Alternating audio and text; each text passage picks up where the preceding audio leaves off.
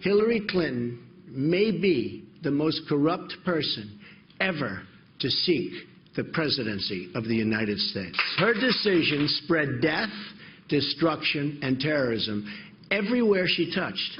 Donald hates it when anyone points out how hollow his sales pitch really is. And I guess my speech yesterday must have gotten under his skin, because right away he lashed out on Twitter with outlandish lies and conspiracy theories. We might be running out of adjectives to describe just how rough the election rhetoric currently is, and we haven't even gotten to the conventions. Radio show host Nomiki Konst and former presidential campaign advisor Kevin Sheridan here for a fair and balanced debate. Kevin, it's interesting here as we start with you. You have two of the most unpopular people who have ever run for president. They're running against each other, and they seem to only be willing to hit each other, not do anything to help their own popularity. Yeah, and if it weren't for each other, I think either of these candidates would be totally unelectable on their own. 6 in 10 Americans don't like either of these candidates, and you know, so their play now is to, you know, just attack each other and you know, see where that falls out. Hillary Clinton starts with an electoral advantage just by the map. And Donald Trump needs to show some discipline, that he can actually stay focused on her record, learn more than he's currently shown that he knows about her record, and lack thereof of accomplishments, excuse me, that she didn't have as Secretary of State. He needs to focus on that. He needs to hit her on the foundation. He needs to hit her on her lack of a record. And you know, the biggest opponent of Donald Trump is not Hillary Clinton.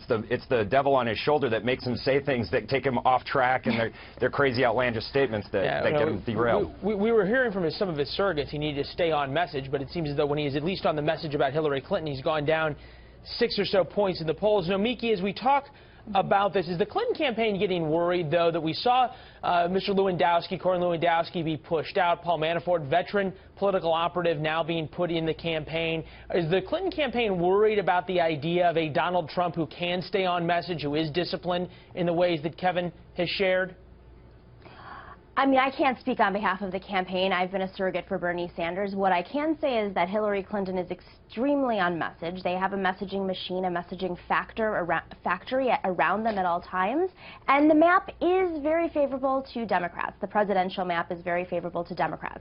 The key for Hillary Clinton is turnout. The key for Democrats always is turnout. But when you have an unlikable candidate, you know, Democrats don't turn out in opposition votes. That's a Republican thing. So if Donald Trump does amp up his message on Hillary Clinton and really inspire the rest of the party to vote against Hillary Clinton, that's a problem for Hillary Clinton. What Hillary Clinton needs to do is start to amp up her progressive message. Yeah. And we're not seeing that. We didn't see that in the platform committee meeting this week when Democrats decided to vote against the majority of the party and increasing the minimum wage, voting against TPP for the platform.